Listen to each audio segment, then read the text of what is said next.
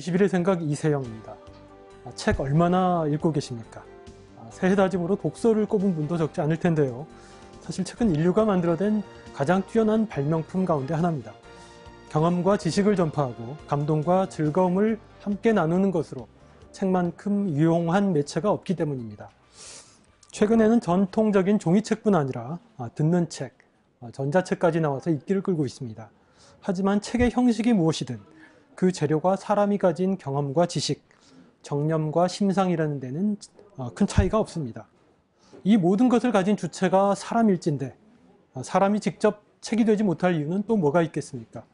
오늘 21의 생각의 주제는 사람책입니다. 이 자리에 경제팀 황혜란 기자 나오셨습니다. 안녕하세요. 안녕하세요. 네. 휴먼 라이브러리, 참 생경한 개념인데요. 이게 어떤 건지 먼저 좀 소개를 해주시겠어요? 네, 영어로 휴먼 라이브러리라고 부르는데 한국말로 풀어서 하면 사람 도서관이란 뜻이고요. 네.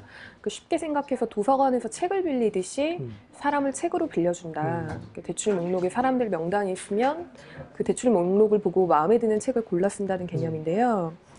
그러니까 사람을 빌려서 읽는다는 개념이 사실은 대화한다는 개념이랑 똑같이 지금 이세영 기자님이랑 저랑도 대화를 하고 있잖아요. 네. 이게 이제 사람 책으로 사람을 만난다 이런 개념이라고 생각하시면 되고요. 처음 시작된 건 2000년 덴마크에서 시작이 됐습니다. 한 뮤직 페스티벌에서 서로 미워하는 사람들이 좋은 이웃으로 성장하게 하는 이벤트를 개최해달라 이런 요청이 그 당시 덴마크에 있던 비폭력 청소년 운동단체에 들어왔고, 이 휴먼 라이브러리 운동을 처음으로 창안한 로니 에버겔이 이제 그걸 생각하고서는 어떤 이벤트를 할까 생각하다가 그냥 대화를 해보자 이런 간단한 아이디어에서 시작된 게 이 휴먼 라이브러리 운동이고요. 그 운동의 취지는 그냥 단순히 대화하는 게 아니라 대화를 통해서 상대방의 입장이 되어보고 자신이 가지고 있던 편견이라든지 고정관념, 그다음에 뭐 선입견 이런 거를 줄여보자 이런 의미로 시작된 운동이라고 보시면 되고요. 2000년에 시작돼서 2003년도에 유럽 평의에서 이제 인권 및 사회 통합을 도모하는 청년이라는 프로그램의 일원으로 지정이 됐고, 그 이후에 전 세계 한 70여 개 국가로 확대돼서 지금 시행 중입니다. 최근에 우리나라에서도 이제 재능 기부라는 말이 좀 유행을 했는데 어떻게 보면 이제 자기가 가지고 있는 경험이나 전문 지식을 일반인들과 뭐 공유한다는 차원에서 뭐 강연을 하고 뭐 이런 것들을 가리키는 것 같은데 이것과 이 휴먼 라이브러리는 어떻게 다른 건가요? 넓게 보면 사람과 사람이 만난다는 개념에서는 같지만, 강연 같은 경우나 재능 기부는 이제 일방적으로 내가 가지고 있는 것을 상대편에게 준다는 의미잖아요. 그런데 이 휴먼 라이브러리 같은 경우는 준다는 게 아니라 이렇게 상호작용을 해서 대화를 한다는 의미가 중요하고요. 예를 들어서 제가 지금 이세영 기자님이랑 대화를 할 때 이세영 기자님이 어떤 질문을 던지느냐에 따라서 제 대답이 또 달라지지 않습니까? 이런 식으로 서로 대화를 하면서 기존에 자기가 가지고 있던 생각을 깬다는 의미가 강하기 때문에 재능 기부나 강연이랑은 좀 다르고요. 제가 인터뷰했던 사람들 중에 예를 들어서 알코올 중독자였던 한 할머니가 계셨는데 그 할머니가 자기가 대출되어 나가서 만났던 독자들이 뭐 동성애자라든지 그다음에 스트리퍼라든지 노숙인 이런 사람들이었대요. 그래서 그런 사람들이랑 대화를 하다 보면 아, 내가 지금 대여돼서 나갔지만 나도 한 권의 사람책을 읽고 있구나 이런 느낌이 들었다는 겁니다. 왜냐하면 또 대화를 통해서 아, 상대편은 이런 인생을 살았구나, 이런 고민을 하고 있구나, 이런 점들을 알게 되니까요. 편견이나 선입견을 깨는데도 굉장히 큰 도움이 되겠네요. 지금 이 휴먼 라이브러리가 우리나라에도 들어와 있죠. 어디서 또 어떤 형태로 운영이 되고 있는지. 우리나라에 처음 이 사람책이라는 개념이 알려지기 시작한 건 2009년 정도인데요. 그 당시에 나는 런던에서 사람책을 읽는다라는 에세이집이 한 권 발간됐는데, 그 국내에서 방송작가 일을 하던 그 김수정 씨가 영국에 가서 살면서 처음으로 이 휴먼 라이브러리 운동을 접하게 되는데, 그 당시 책에는 이제 리빙 라이브러리 운동, 살아있는 도서관 운동이라고 표현이 되어 있는데, 그 경험하면서 굉장히 마음에 와닿는 점이 많았대요. 그래서 자기가 한 15명 정도의 영국 사람들을 대여해서 읽고 그 사람들을 만났던 이야기, 그리고 그 사람들의 개인 스토리와 그 과정에서 자신이 무엇을 느꼈는지를 에세이집으로 묶어냈고요. 그 책이 이제 국내에 발간되면서 처음으로 2010년도에 국회 도서관에서 사람책 대여 사업을 이벤트 형식으로 벌이게 됩니다. 예를 들어서 남자 간호사, 그다음에 여자 소방관 이런 식으로 사람들이 일반적으로 있을 거라고 생각하지 않는 직업군의 사람들을 대여하는 활동을 폈고요. 네. 그 이후에 지금은 크게 세 가지 정도의 흐름으로 진행이 되고 있습니다. 첫 번째는 도서관을 중심으로 대여 사업을 하는 흐름, 그다음에 두 번째는 그 시민사회단체에서 어떤 지역 공동체 운동으로 벌이는 흐름, 그다음에 세 번째는 이제 민간 기관들이 약간의 상업화된 흐름, 이렇게 크게 세 가지 정도의 흐름이 네. 있다고 보시면 됩니다. 잘 운영이 되고 있는 사례를 좀 소개를 해주시죠. 어떤 예, 게 있나요? 국내에서 가장 잘 운영되고 있는 사례는 그 노원구 구립도서관, 정보도서관에서 노원 휴먼 라이브러리를 실제 운영을 하고 있는데 네. 여기 같은 경우에는 다른 단체들하고 다르게 상시적인 도서관 운영 공간이 있어요. 그래서 그 지역 주민이라면 누구나 거기에 가서 내가 열람하고 싶은 책을 예약만 한다면 그 공간에서 이렇게 자유롭게 대화를 할 수 있고요. 이렇게 상시적인 운영 체계가 이루어져 있는 곳은 이 노원 정보도서관이 유일합니다. 그리고 그 밖에 좀 시민사회단체 중에 잘 되고 있는 곳으로는 마포 지역에서 그 지역운동을 하는 민중의 집이라는 단체가 있는데 그 단체에서 2011년부터 한 3년 동안 거의 매달 지역 이벤트, 뭐 청소년 행사 등으로 한 달에 한 번씩 지역 주민들을 상대로 해서 뭐 사람책 대여 행사를 열었고요. 고려대랑 연세대에서도 작년, 재작년에 각각 한 번씩 네. 학교 동아리 학생들이 행사를 열었습니다. 그리고 서울숲에서는 2011년부터 고등학생들이 사람책을 직접 섭외하고 기획하는 행사를 네. 벌이고 있습니다. 좀 궁금한 게 네. 그 사람책을 대여를 한다고 할 때 도서관에 가면 이 목록들이 있을 거 아니에요. 네, 어떤 네. 사람들이 쫙 네. 있고 그러면은 거기서 시간을 정하고 언제 어디서 만나서 이렇게 그 이런 시스템인가요? 아니면 그러니까 수요자와 네. 공급자가 저기 뭐 그 적당한 시간을 네. 이걸 도서관에서 이렇게 맞춰주는 건가요? 어떤 건가요? 보통 상시적으로 이루어지는 노원도서관 같은 경우에는 자기가 이제 대여 신청을 하게 됩니다. 노원도서관 같은 경우에 한 800명 정도의 대출 목록이 있는데 사람책 목록을 쭉 보고 그 사람의 주제 그리고 그 사람이 얘기하고 싶은 이렇게 서문을 적게 돼 있어요. 그걸 보고 마음에 드는 사람을 예약을 하면 그 사람과 시간과 장소를 맞춰서 약속을 잡게 되고요. 그리고 보통 이벤트 형식으로 이루어지는 행사들 같은 경우에는 부대 행사로 열리기 때문에 네. 이제 커다란 뭐 음악 페스티벌 혹은 뭐 와우 북 페스티벌 이런 행사 같은 때 부대 행사로 몇 시간 동안 한 3시간 한정적으로 운영이 되고요. 1시간씩 돌아가면서 아 이번에는 이세영이라는 책을 읽고 싶어요. 그리고 그 다음에는 황희랑이라는 책을 읽고 싶어요. 이런 식으로 대출을 해서 그 자리에서 1시간씩 책을 읽게 됩니다. 1대1로 하게 되나요? 네, 1대1로 하는 경우도 있고요. 네. 보통 많아도 한 5명을 넘지 않습니다. 독자회가. 주로 이용하는 사람들이 어떤 분들인가요? 네, 어떤 주체, 그러니까 운영기관이 어디냐에 따라서 좀 차이가 있는데 그 노원 휴먼 라이브러리 같은 경우에 아무래도 지역 주민들이 많이 참여하다 보니까 한 80% 정도는 중고등학교 학생들이 진로 상담을 위해서 자기 이제 앞으로 가고 싶은 직업이 있는데 뭐 변호사, 의사, 승무원 이런 사람들을 만나서 그 직업인이 되려면 어떻게 해야 돼요? 이렇게 물어보는 경우가 제일 많다고 하고요.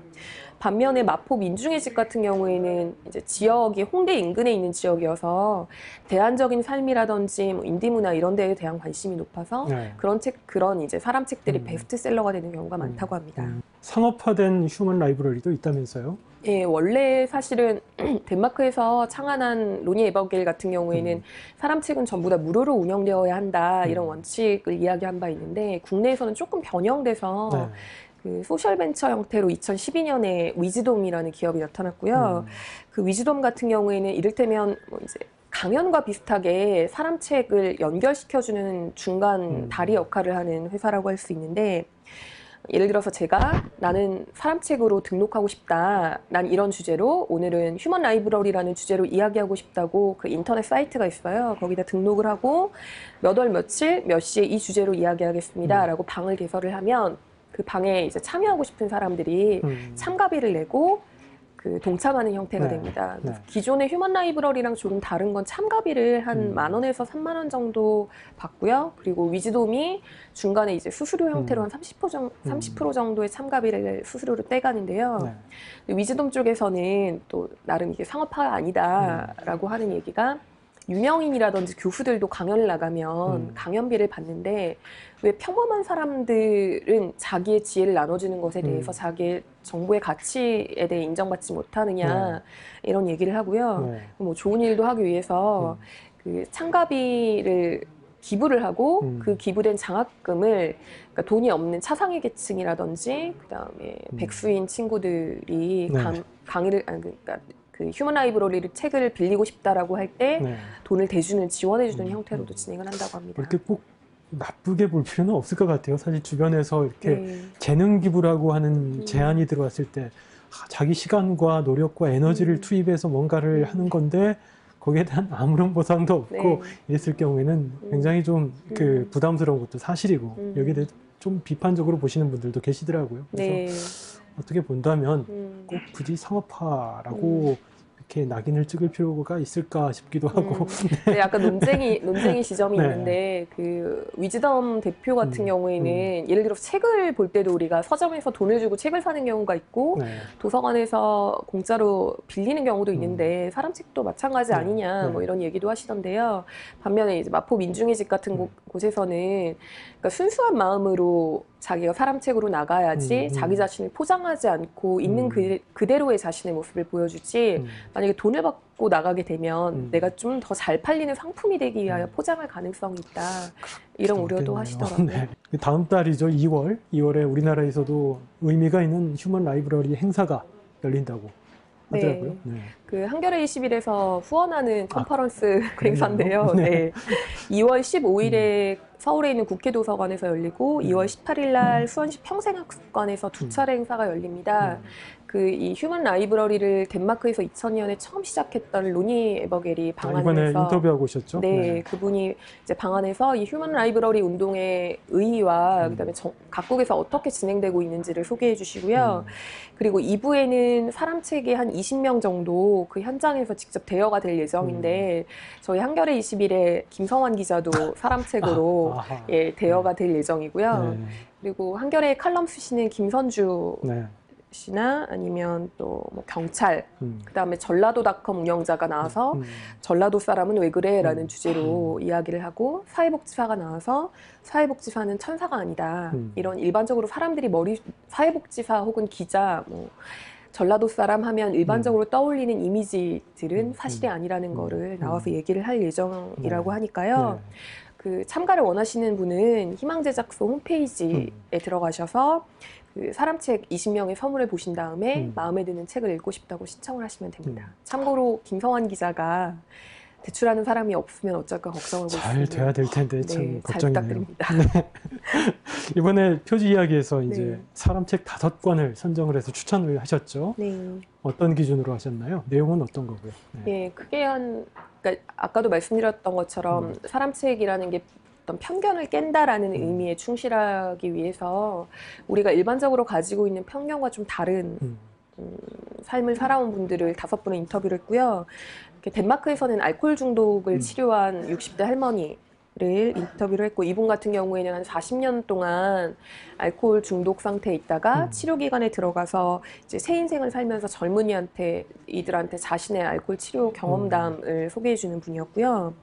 그리고 두 번째는 그 대기업을 다니다가 삼성 반도체를 다니다가 자기 꿈을 찾아서 회사를 3년 만에 그만두고 나와서 홍대 인근에 있는 이제 가게 사무실을 차리고 인터넷으로 뭐 옷이라든지 모자라든지 신발을 파는 독립 의류 브랜드를 운영하고 있는 젊은 사업가를 만났고요.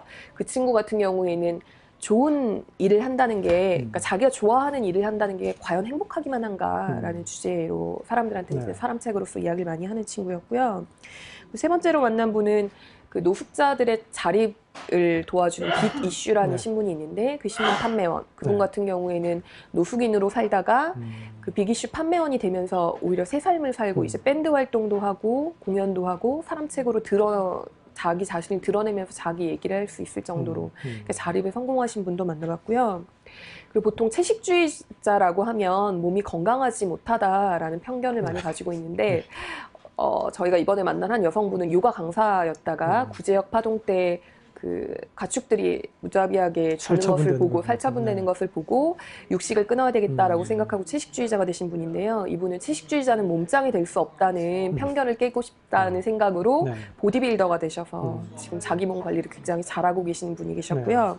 그리고 마지막으로는 이제 굉장히 당당한 미혼모 한 분을 만났는데 보통 미혼모라고 생각하면 불쌍하다든지 아니면 미혼모들은 굉장히 우울할 거야라는 편견과 달리 이분은 다큐멘터리 영화에도 아들이랑 직접 출연을 해서 미혼모의 자기의 삶을 있는 그대로 드러내는 것을 전혀 두려워하지 않고 오히려 미혼모들의 자립 활동이라든지 이런 걸 돕는 적극적인 활동을 하고 계시는 분도 많습니다. 네. 다 대출이 가능하신 분들인가요? 덴마크에 계신 분 대출이 좀 힘들겠네요. 네, 덴마크에서는 아무래도 대출이 힘들 것 같고요. 나머지 분들은 뭐 마포의 민중의 집이라든지 아니면 2월에 진행되는 그 휴먼 라이브러리 컨퍼런스에 오시면 직접 대출이 가능합니다. 네, 수고하셨습니다. 네, 감사합니다. 감사합니다. 이번 주 이슈 추적의 주제는 고등학교 역사 교과서 사태입니다. 최근 정부 여당에서는 현행의 검인정 시스템을 뜯어 고쳐야 한다는 의견이 나오고 있습니다. 교과서 채택 경쟁에서 정부 여당이 후원한 교학사 교과서가 참패한 뒤에 나온 움직임이라 사실상 유신시대와 같은 국정교과서 체제를 염두에 둔 것이 아니냐는 분석도 나옵니다.